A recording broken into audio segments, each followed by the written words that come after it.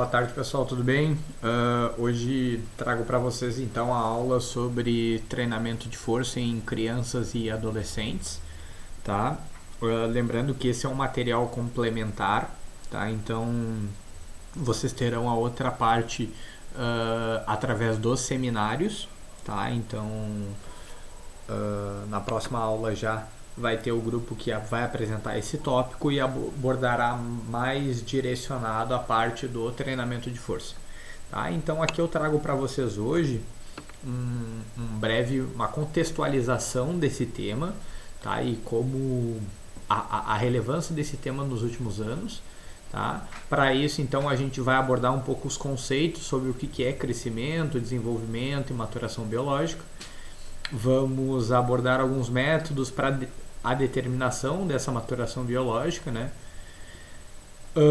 O que é a maturação somática e PVC e como a gente pode utilizar isso durante o nosso trabalho. Fatores que possam contribuir para o crescimento e também para a maturação dessas crianças e adolescentes. Os crescimentos, o crescimento, relacionado a capacidades físicas. Dentro das capacidades físicas, especificamente adaptações neuromusculares, né, e qual é a influência do crescimento nesses indivíduos, diferença entre meninos e meninas durante esse período e a diferença, então, principalmente de aspectos fisiológicos em relação a crianças e adultos, tá? Vou trazer um modelo, uma proposta do governo canadense para vocês, que é conhecido como LTDA, e algumas recomendações sobre o treinamento então para essa população. Então, para a gente conseguir conversar de uma maneira adequada em relação a criança e adolescente, a gente precisa diferenciar alguns conceitos, né? O crescimento, ele refere-se então a alterações de tamanho de uma maneira geral. Geralmente ele está relacionado à estatura, mas ele pode estar relacionado também a partes do corpo, né? Por segmento, por diâmetros ósseos, tamanho de órgãos, como está o exemplo, coração, pulmão e etc. O desenvolvimento ele pode ser definido como a aquisição do comportamento psicossocial esperado pela sociedade. Então, como esse indivíduo, no nosso aspecto mais relacionado ao desenvolvimento motor, como ele está, como ele esteve, né, no passado e qual é esse comportamento ao longo do tempo. Tá? Assim como a gente tem o conceito de maturação biológica, que ela implica então nesse progresso em direção ao estado biologicamente adulto, ou seja, passando toda essa fase de desenvolvimento do nascer até a fase adulta, que varia em início e duração conforme cada indivíduo e gênero. Aqui então eu trouxe uma classificação para vocês em relação aos padrões etários, né? E é o que geralmente é o mais disseminado quando se trata de criança e adolescente, que o estágio maturacional ele é diferente para meninos e meninas, tá? Onde as meninas elas acabam maturando de uma forma geral antes do que os meninos, tá? Então os estagiamentos de pré-púbere, púbere e pós-púbere são distintos para cada gênero. Então o estágio pré-púbere, né, o pré-adolescente, ou melhor, pré-maturação, a mulher inicia ali entre os 10 a 12 anos, os meninos entre 11 a 13 anos. Tá? No período de puberdade, as mulheres então iniciam entre 11 a 14 anos e meninos de 12 a 15 anos.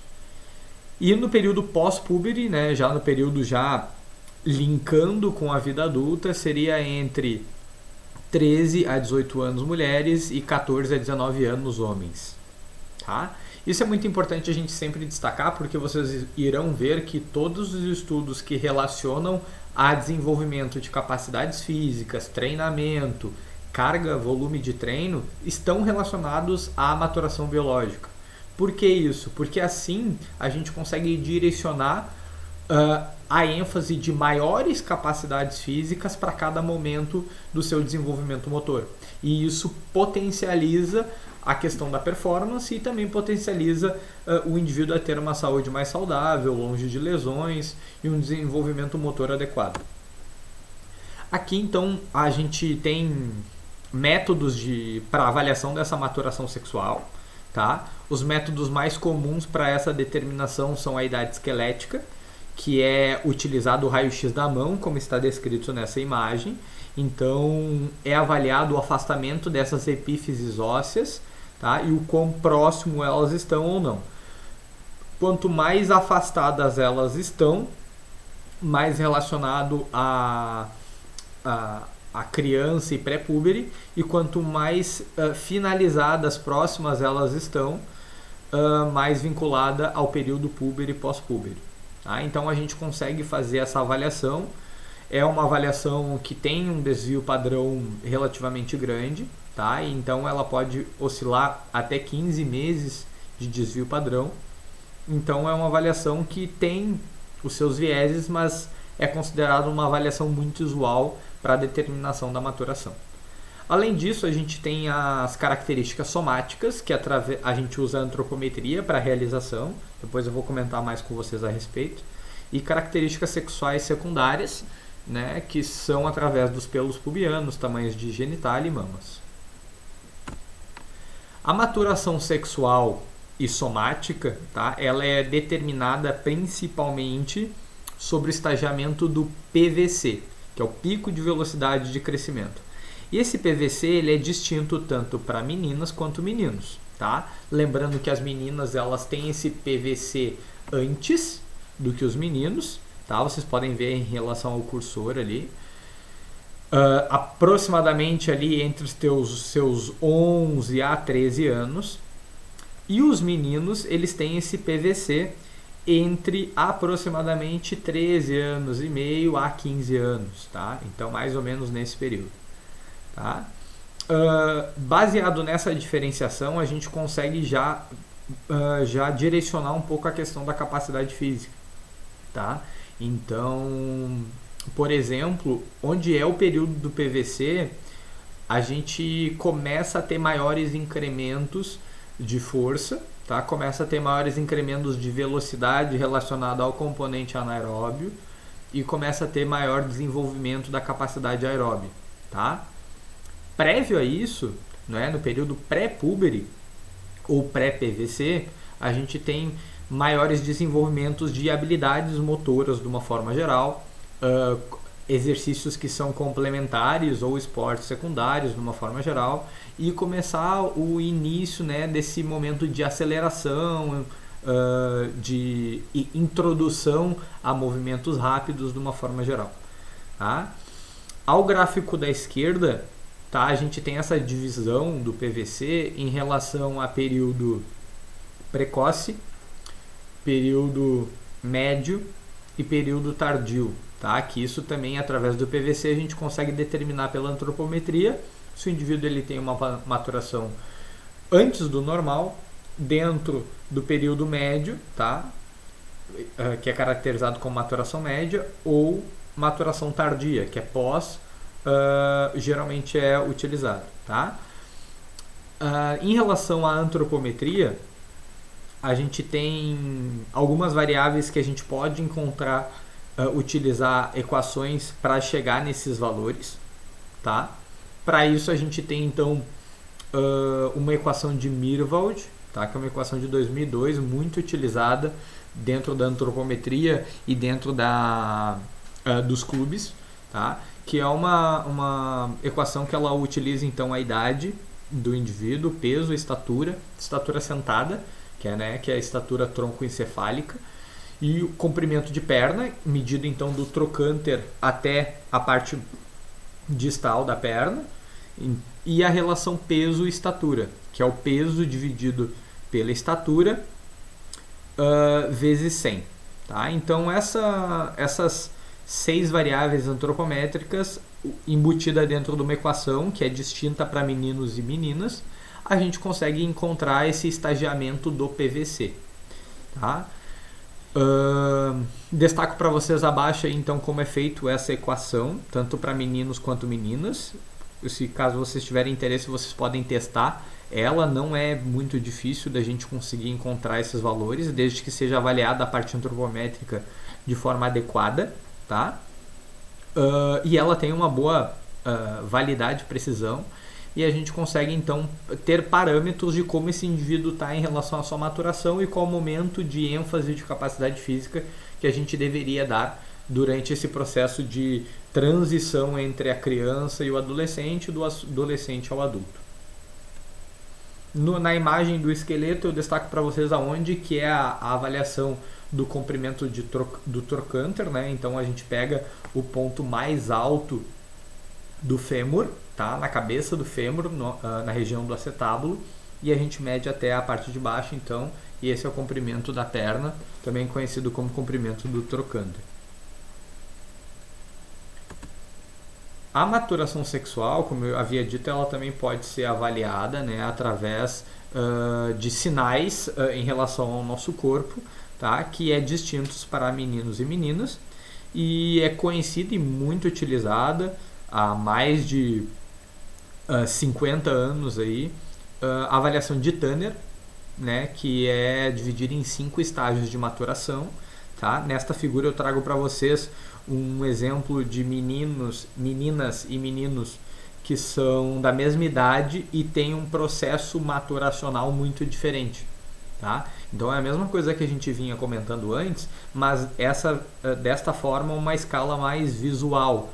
Tá? E percebe que realmente pode haver meninos e meninas da mesma idade que têm processos maturacionais totalmente diferentes. Tá? E sempre levando em consideração a questão da pré-puberdade, da puberdade e da pós-puberdade. Tá? E isso determina também a maturação tardia, na pré-puberdade, maturação média e maturação precoce. Tá? Então o indivíduo que ele é maior em idades mais cedo, né, tem maior desenvolvimento de suas capacidades físicas ou maior desenvolvimento dos seus órgãos relacionados à questão física, né, como mamas, genitália, etc., pelos pubianos. Quanto mais cedo ele tiver isso, mais relacionados à maturação precoce. Quanto mais tarde eles tiverem isso, mais relacionado à maturação tardia. Tá? As 3 avaliações, tanto o raio-x da mão, quanto a antropometria e quanto a escala de Tanner, elas se conversam bastante, tá? Então elas têm muita relação entre as 3, tá? Então são formas aplicáveis da gente conseguir avaliar. A escala de Tanner, ela tem uma série de questões éticas para ser avaliado, e ela cada vez mais está sendo deixada de ser usada justamente por essa necessidade mais burocrática, de consenso dos pais, enfim, e com razão. Né? E para isso a gente tem outros mecanismos não tão delicados que a gente consegue avaliar também por dimensões de tamanhos de segmentos através da antropometria. Então aqui a gente tem alguns fatores, né, que contribuem para o crescimento e para a maturação biológica. Tá? E um dos principais fatores que possam contribuir isso é a interação de capacidades físicas, de composição corporal e de respostas hormonais que refletem no crescimento e na maturação biológica do menino ou da menina. Tá? Então a gente tem a resistência, a força, a potência, a massa muscular, a questão hormonal, estrogênio, testosterona, progesterona, estradiol e outras coisas. E também a arquitetura muscular, né? Qual é a formação muscular desse indivíduo. Então aqui a gente tem as fases do crescimento divididas por o quanto o indivíduo cresce por ano. Tá? Então no eixo Y a gente tem quantos centímetros o indivíduo cresce e ao longo do tempo. Então a gente tem do primeiro ano de idade até os 24 anos de idade, e ele tem essa oscilação com o tempo. Então ele cresce muito em relação a centímetros por ano até no primeiro ano, crescendo até mais de 20 centímetros. Depois no segundo ano ele cresce um pouquinho mais de 10 centímetros. Isso vai caindo, essa progressão durante o período da criança, ela se mantém, estabiliza, né? O crescimento ali entre os 6 até os 12 anos, que é o período de estabilização do crescimento, que ele geralmente cresce de forma homogênea, tá? Não é uma coisa tão acelerada. E depois ele tem um período que é relacionado ao pico de velocidade de crescimento, que é também conhecido como estirão do crescimento, que geralmente ocorre para as mulheres de 11 a 13 anos e para os meninos de 12 a 14 anos aproximadamente. Tá? Então a gente tem esse estirão, ele tem uma desaceleração, então ele volta a crescer normalmente, como ele crescia antes, 5 a 6 centímetros por ano, e depois ele vai, ao longo do tempo, quanto mais chegando próximo à vida adulta, ele vai diminuindo esse crescimento ao longo do tempo, tá? Até chegar na fase adulta, ali pelos 19 anos aproximadamente, que ele para de crescer. Aqui então, relacionando a questão do crescimento com a composição corporal, né? A gente sabe então, se o indivíduo está crescendo em relação à estatura, ele está crescendo em vários aspectos, né? E a composição corporal, ele literalmente cresce tudo, tá? Então ele aumenta a massa residual, ele aumenta pele, ele aumenta massa muscular, massa óssea, ele aumenta também tecido adiposo, tá? E isso tudo faz parte de um bom desenvolvimento da criança. Então a composição corporal para a criança, o normal, ela é aumentando de peso ao longo do tempo, tá? Então isso pode haver períodos até mais ondulatórios do que propriamente a estatura, mas ele sempre vai haver uma progressão praticamente anual em relação ao seu peso. A criança que perde muito peso e não recupera pode estar relacionado a alguma necessidade especial, a algum déficit calórico ou relacionado a alguma doença. Então são coisas que a gente sempre vai monitorando ao longo do tempo. Tá? Aqui eu trago uma imagem para vocês dessa formação, dessa maturação óssea. Tá? Então o colar ósseo ali periostal, principalmente no centro de ossificação primária, e a sua cartilagem de hialina nas partes mais distais do osso, tá? Então acontece uma deteriorização da matriz de cartilagem, a formação óssea esponjosa, né, daquele osso que ele não é tão denso, juntamente com a questão sanguínea ali periostal, há um aumento desse osso, tá? A cartilagem dessa placa epifisária, ela é onde que basicamente mais aumenta os ossos, tá? Então nas partes distais, e o osso ao longo do tempo ele vai se tornando cada vez mais denso, ou seja, tendo um conteúdo mineral ósseo cada vez maior, tá? Até chegar na vida adulta. E isso também serve para fat free mass, que é a massa livre de gordura, que neste caso e para fat mass, que seria a massa gorda, né? E isso a gente tem uma progressão ao longo do tempo. Percebem que os meninos está em rosa, em triângulo, no gráfico à direita. Chega num período aproximadamente aos 13 anos, quando chega ali no pico de velocidade de crescimento, ele tem um estirão também da massa livre de gordura muito acima do que as meninas, tá? E justamente isso é relacionado à questão hormonal, onde os homens, eles já por si só possuem uma diferença em relação à testosterona, e aí através da testosterona ele possui um ganho de massa muscular muito mais, a massa muscular e massa óssea, ou melhor, a massa livre de gordura, muito acelerado e muito maior comparado às meninas, tá? As meninas crescem também, mas elas têm uma fase de manutenção um pouco mais cedo do que os homens, ok? Em relação a essas placas epifisárias, né, a gente já teve diversas abordagens aí nos últimos 30, 40 anos, destacando que de repente o treino de força, sobretudo a musculação, ela poderia ser perigosa para os adolescentes e crianças e não deveria ser realizado, porque isso poderia atrapalhar o crescimento desses indivíduos. E cada vez mais a gente percebe que isso é um equívoco, né? cada vez mais é mostrado os benefícios do treinamento de força aliado ao treinamento aeróbico para esses indivíduos, e o aspecto de quanto mais cedo iniciar melhor, porém claro com seus respectivos cuidados e atenções. Quando a gente fala em treinamento de força para criança, às vezes a gente fica muito relacionado à questão de peso, de musculação, daquele exercício local que a gente costuma ver na academia tradicional, e muitas vezes não é bem isso que acontece. Tá? Então o treinamento de força da criança ele também pode ter e deve ter um caráter mais lúdico, um caráter mais global, envolvendo outras capacidades físicas também. Tá? Então, Michele, em 1988, ela enfatiza que essas placas, né, epifisárias que ainda estão em formação nas crianças, elas são mais fortes e suscetíveis ao estresse mecânico do que em adolescentes, ou seja, elas são mais deformáveis, tá?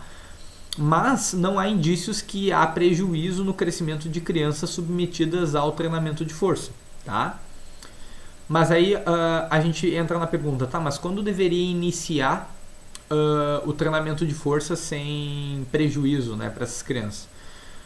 Por parâmetro, uma idade mínima, segundo Falk e Moore, em 1996, observaram que há incrementos na força de crianças já a partir dos 6 a 8 anos submetidas ao treinamento de força e, o mais importante, sem prejuízo algum. Tá? E aí, repito, não é a questão do treinamento de força tradicional, e sim vinculado ao treinamento de força mais global, mais intuitivo, lúdico, tá? Que tem um interesse muito mais integrado do que propriamente exclusivamente só força. Tá? Paralelo ao que a gente comentou antes, aqui tem um gráfico, né, em relação à estatura e peso, tá? Tanto para meninos em vermelho e meninas em azul. Tá? A gente percebe então, como a gente estava comentando antes, que como modifica essa questão da estatura no gráfico à esquerda e do peso no gráfico à direita entre meninos e meninas. Tá? Então a gente percebe isso ao longo, trabalhando com os adolescentes e crianças, né, que eles têm processos de crescimento distintos entre eles. Geralmente ali entre os 8 a 12 anos aproximadamente, as meninas elas crescem muito mais por ano do que os meninos. Isso a gente consegue perceber ali no período ao final do ensino fundamental e ali quase iniciando o ensino médio. E depois, quando inicia o ensino médio, principalmente ali entre os de 12 até 15 anos mais ou menos, os meninos tomando essa frente, vamos dizer assim, onde eles crescem muito mais acelerado do que as meninas que já tiveram esse estímulo 2 anos antes. Tá? Em relação ao peso, há um comportamento relativamente similar entre meninos e meninas até os 10 anos aproximadamente. Depois as meninas crescem mais, aumentam mais de peso, ficam literalmente maiores do que os meninos, e depois os meninos também aumentam muito mais, isso principalmente pela questão do aumento dos níveis de testosterona e do aumento de massa livre de gordura. Tá? Isso, de uma forma geral, segue assim para grande parte da vida. Além das mudanças em relação à estatura e peso, a gente tem mudanças em relação ao VO2 máximo com a idade. Tá? Aqui então a gente tem medidas de VO2 absoluto, né, de litros por minuto, e VO2 relativo. Tá? A gente percebe então, comparado entre meninos e meninas, que os meninos em seu VO2 absoluto, eles são relativamente estáveis, semelhantes até os 8 anos aproximadamente, e depois ao longo do tempo o menino ele vai aumentando muito mais essa capacidade cardiorrespiratória do que as meninas, em relação ao VO2 máximo absoluto. Em relação ao VO2 máximo relativo, isso os meninos também, eles a partir desses 6 a 7 anos eles aumentam esse VO2 e se sustentam, e as mulheres a tendência em relação ao VO2 relacionado também ao peso é ir diminuindo esse VO2 máximo relativo. Aqui a gente tem um modelo teórico então de como é feita essas adaptações neuromusculares desde o nascimento até a fase adulta, tá? Então a gente tem como eu havia dito, uma diferença de níveis hormonais entre homens e mulheres, tá? Então a gente percebe o aumento da testosterona, principalmente nesse período de puberdade, sobretudo no pico de velocidade de crescimento. Então ele realmente tem um estirão muito relacionado também ao aumento da composição corporal e também ao aumento da diferenciação do tipo de fibra muscular, tá? Mas a gente já percebe desde lá da criança, lá cedo, uma adaptação e um desenvolvimento do sistema nervoso desde dos primeiros anos de vida, e isso vai se mantendo muito mais próximo do 100% do ideal até a fase adulta, tá? Então essa é uma das primeiras coisas que acontece de melhor adaptação, né? A parte neural. E aí, por consequência disso e através de estímulos, a gente vai aumentando essa força ao longo do tempo. Ela se vê muito mais aumentada ao longo da puberdade e ela chega no seu ápice, então, na fase adulta, que é uma consolidação, então, dos fatores de força. E durante a fase adulta, a gente adquire, então, a melhor força potencial desse indivíduo, né? Então, a fase mais forte da vida de um ser humano, de uma forma geral, ela sempre será na fase adulta. Isso para alguns indivíduos mais ou menos, mas através do treinamento a gente sabe que a gente pode muito bem potencializar todos esses mecanismos, né? Então, o que a gente tem então de adaptações neuromusculares comparado à criança para o adulto, né? A gente, ao longo do tempo, conforme vai avançando na questão da maturação, a gente tem aumento então do comprimento do fascículo, do ângulo de penação, da área de secção transversal, do músculo e do tendão, né? E essa relação do músculo, a relação músculo-tendina, ela é muito mais ativada e recrutada, tá? A gente tem o aumento das unidades motoras e aumento do recrutamento delas, aumento da pré-ativação,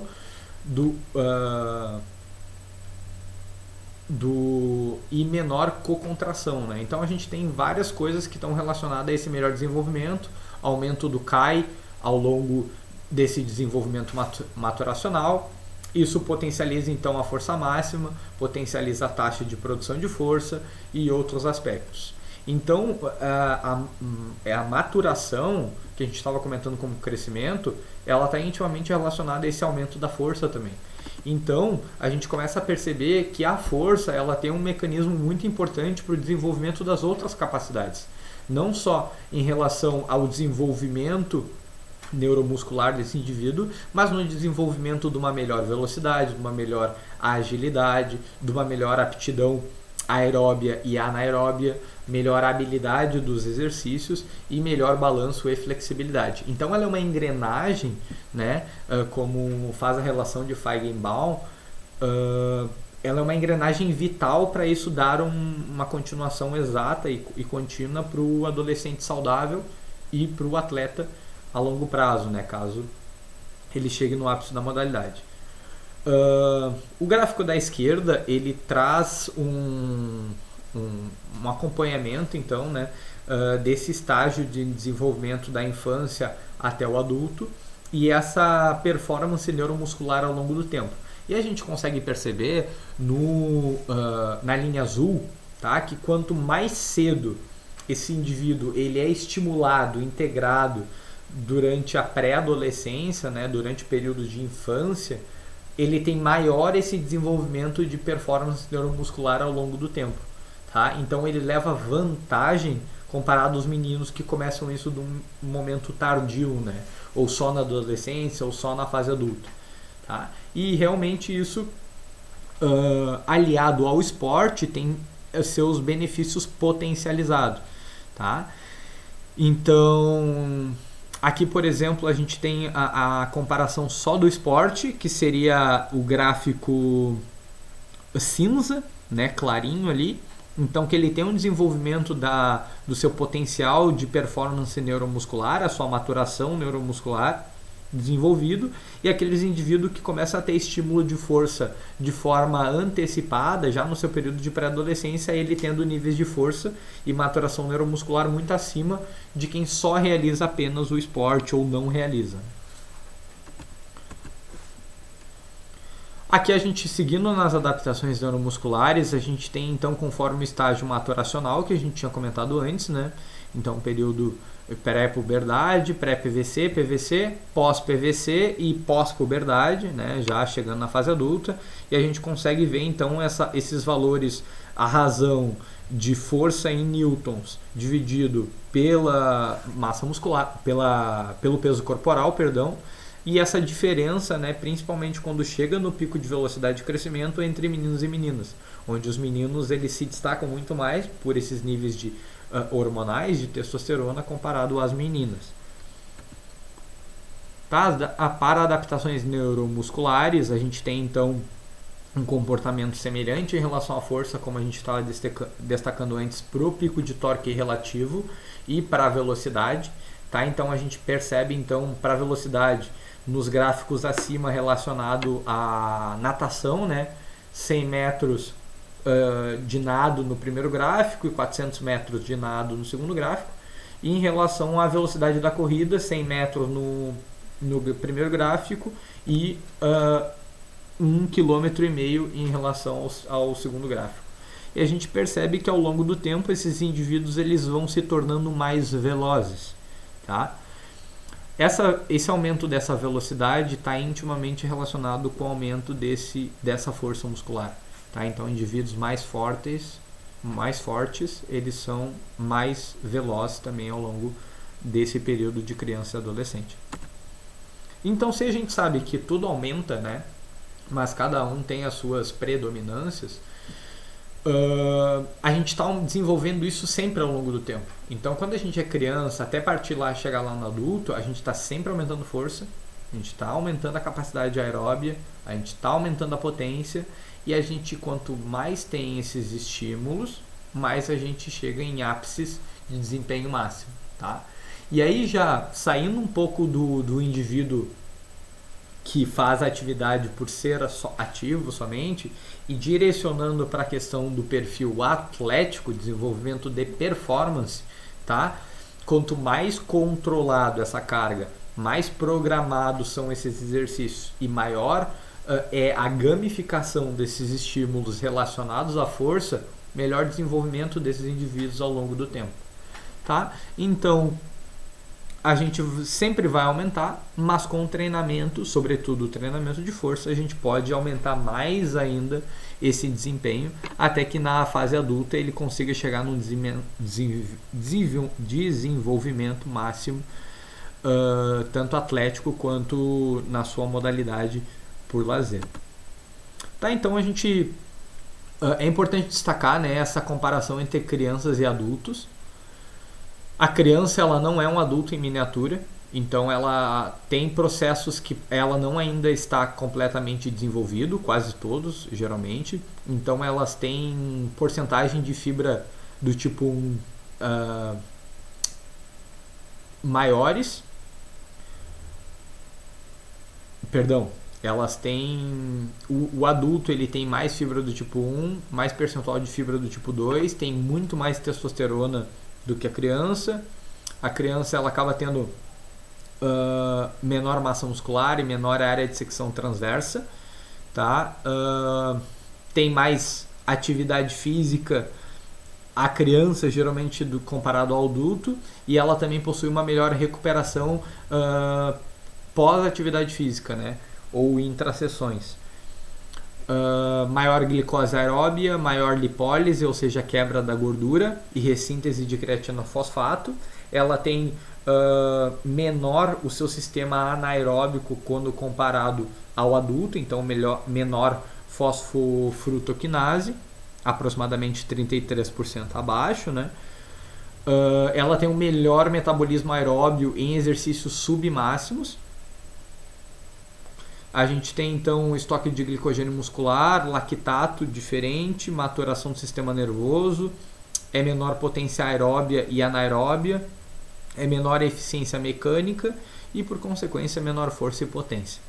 Então, para a gente chegar nessas diferenciações, a gente consegue então ter uma diferença fisiológica de comparação de alguns mecanismos, tá? Então, a frequência cardíaca máxima de uma criança ela é maior quando comparada aos adultos, então ela consegue chegar em valores de batimentos por minuto muito acima do que os adultos, e conforme a gente vai ficando mais velho, a gente vai perdendo essa capacidade, e isso é um mecanismo fisiológico natural, tá? O volume cardíaco, por ainda não ter as suas estruturas completamente formadas, sobretudo seus órgãos, né?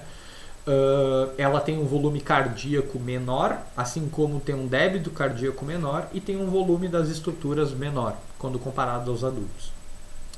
A frequência respiratória da criança ela é maior, então o ciclo respiratório ele acaba sendo mais frequente e, por consequência, maior. VO2 absoluto no adulto ele é muito maior e no relativo é muito maior em crianças, fazendo essa relação com a massa corporal. Atividade glicolítica muito maior no adulto. Lactato em exercício muito maior, então o adulto ele consegue desempenhar atividades aeróbicas e anaeróbicas com um período muito mais eficiente quando comparado à criança. A força muscular absoluta ela é desenvolvida ao longo do tempo, então o adulto tem esse processo muito maior do que a criança. E a recuperação do exercício é maior, parece ser maior na criança quando comparado aos adultos. Então, quando há, até mesmo relacionado à lesão, né, quando há alguma lesão, a adaptação do corpo de uma criança, de um adolescente, acaba tendo um período de recuperação muito maior quando comparado a um adulto. Tá? Eu trago para vocês agora o LTDA, que é uma proposta do modelo canadense, tá? Que é basicamente a sua tradução é desenvolvimento do atleta a longo prazo, que é uma perspectiva de treinamento, tá? Que tem um caráter integrado, multidisciplinar, tá? Que o objetivo é levar essas crianças a uma alfabetização física, com que elas tenham possibilidades de vivenciar todos os momentos dentro do esporte, tá? Então ele é um guia para desenvolvimento de atletas e dos níveis de atividade física de participantes e uma potente ferramenta então para intervenções dentro do sistema esportivo, tá? Ele tem como objetivo um esporte mais inclusivo, integrado, de alta qualidade e que então desenvolve os atletas de alto desenvolvimento ao longo do tempo de forma sistemática. É aplicável também esse modelo para pessoas com necessidades especiais. A sua filosofia, então, é o esporte para a vida, ou seja, fomentar o esporte, isso desde muito cedo, para ele perceber que aquilo ali faz parte da vida dele ao longo do tempo, independente se ele vai por um caráter mais voltado ao rendimento ou voltado somente à saúde. E esse modelo, então, ele considera um desenvolvimento integral, né? Levando aspectos mental, cognitivo, emocional e físico de cada atleta. Tá? As bases desse modelo, então, ele está nessa alfabetização física, né? Que é o Physical Literacy, a especialização, a idade, a treinabilidade, desenvolvimento intelectual, emocional e moral,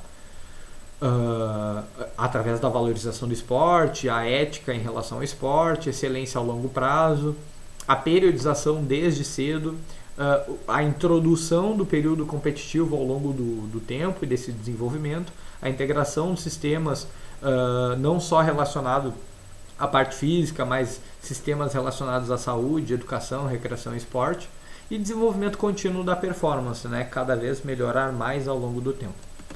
Então aqui eu trago para vocês as 7 etapas que eles destacam, tá? Então o início de vida ativo, né? Início da prática do movimento, gostar daquilo, né? O fun de fundamentals, né? Fundamental.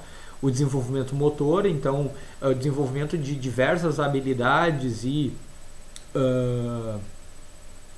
enfatizando, fomentando essa variabilidade esportiva. Aprender para treinar, então aí entra na questão mais de desenvolvimento motor já com uma finalidade um pouco mais de performance, né? E aí depois aí o treinando para treinar, treinando para competir, aí a introdução da competição somente no quinto estágio, tá? Depois o treinando para ganhar e, por fim, o atividade para a vida, né?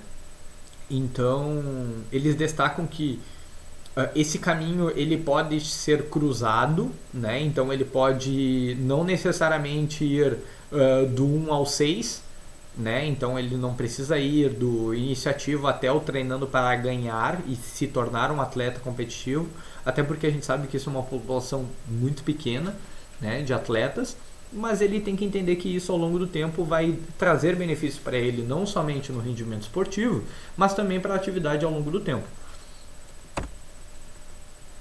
E aí à direita a gente tem esse desenvolvimento dessa alfabetização física, né, essa construção de uma formação de um conteúdo sólido, e depois a gente tem então essa alfabetização física para o resto da vida inteira, né, e que esse indivíduo ele siga praticando para o resto da vida. Por fim, a gente começa a entrar na parte de recomendações do treinamento. Então aqui o que é o objetivo para a criança e para o adolescente, né? O que a gente pode traçar para desenvolver de uma forma mais adequada essas capacidades físicas citadas anteriormente? Então, praticar várias atividades não estruturadas. Então, literalmente, o brincar é muito importante para isso, né? Às vezes, o brincar ele não necessariamente precisa ter um motivo direto, mas toda criança precisa brincar, precisa correr, precisa saltar, precisa sorrir, né? Então, isso são coisas que, através do esporte, a gente consegue isso, através de atividades lúdicas, através da escola, através dos amigos, a gente consegue já promover isso. E a ideia é fomentar cada vez mais esse aspecto, né? Praticar diversos esportes, então não deixar esse indivíduo especializado precocemente, quando possível, né? A gente sabe que tem modalidades que começa a especialização muito cedo, mas antes dele se especializar, há anos de vida aí, né? Que ele pode vivenciar outras coisas, né? Então ele pode, um indivíduo, jogar futebol, ele pode jogar vôlei, ele pode fazer ginástica artística, ele pode fazer luta, né? Então ele vivenciando essa gama motora é o ideal para ele ter um bom desenvolvimento ao longo do tempo. Realizar testes de aptidão física, né? Então para diferentes capacidades físicas, então testar nessas crianças testes de força, de potência, de agilidade, testes de flexibilidade e outros. A gente tem o ProESP como um ótimo exemplo disso. Identificar o perfil dos adolescentes, né, tanto na questão física, no seu estagiamento de maturação e como isso implica na fisiologia desse corpo. Identificar as propriedades de treinamento, então baseado então na idade, no período maturacional e no nível de aptidão física desse indivíduo. Com isso, com esses pontos, estabelecer objetivos gerais, né, e que são metas realistas. Isso é importante destacar, porque muitas vezes as metas elas não são tão fáceis alcançadas, né? Tá aí, por exemplo, da criança que sofre especialização precoce e às vezes acaba nutrindo, né? Ou melhor, os pais acabam nutrindo um sonho, muitas vezes que não necessariamente vai acontecer, que é o sonho da criança se tornar atleta, né? Periodização do treinamento, isso tem que ser feito em qualquer idade. Carga de treinamento de acordo com o perfil do adolescente, né? Então levando em consideração essas questões físicas e fisiológicas, isso a gente também deve levar em consideração para o adulto. Recuperação adequada, né? Então saber ter consciência que não só o treinar é importante, mas o descanso também é, a alimentação também é, o sono também é. A reavaliação periódica, então através desses testes, né, de aptidão física para diferentes capacidades físicas, a gente ter um acompanhamento ao longo do tempo. Discussão desses resultados, de certa forma, o ideal seria com uma equipe multidisciplinar, ou pelo menos a discussão desses resultados com os pais, com o próprio adolescente. e ao longo do tempo isso vai ser necessário ajuste nessa planificação, nessa periodização, baseado nesses itens anteriores. Trago para vocês a recomendação de treinamento de força para crianças e adolescentes da American Academy of Pediatrics, né, que são basicamente um consenso do Colégio Americano de Pediatria, então fomentando que deve ser associado o treinamento de força ao treinamento aeróbico, né, então que ele tem estímulos dos dois segmentos de treinamento, que deve evitar a utilização de levantamentos máximos e de potência antes da maturação óssea, ou seja, no período pré-púbere e no período de criança, né? Atenção especial deve ser dada ao aprendizado das técnicas. A indicação para programa de treinamento, então, segundo a American Academy, seria de 2 a 3 séries, de 8 a 15 repetições para os grandes grupos musculares, execução em toda a amplitude de movimento, 2 a 3 vezes semanais, de preferência não consecutivos dias. E pelo menos um programa de treino de 8 semanas de duração. Tá? Eles destacam também que o programa de supervisação dos técnicos, né, dos instrutores, isso é muito importante e que eles tenham essa habilitação específica, entendam realmente do esporte ou da demanda que eles estão realizando. E o ideal seria pelo menos um instrutor para cada 10 treinados, né?